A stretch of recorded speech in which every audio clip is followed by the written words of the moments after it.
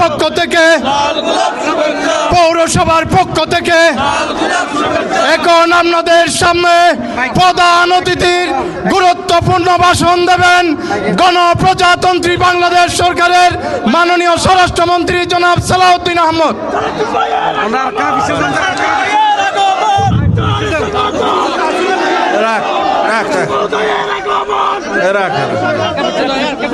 আসসালামু আলাইকুম রহমতুল্লাহ।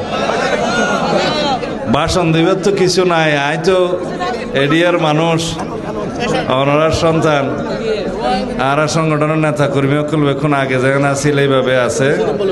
তবে আই বুডোর ফদিনে বিয়ানা শহরে এতন জাগো হয়েছে দলীয় নির্দেশে, মাননীয় চেয়ারপারসন প্রধানমন্ত্রীর নির্দেশে জাগো হয়েছে বেশ কিছু খাম আসিল হতাল নাই দেখা সাক্ষাৎ করি নেওয়া পারি।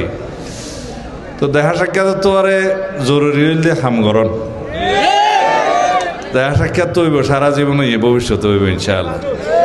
তাই এখন হয়তো বেশি সময় দিন না হইতাম, কিন্তু তারপরেও যখন সময় পাইম আমরা সাহেবুল্লাহ যাইম।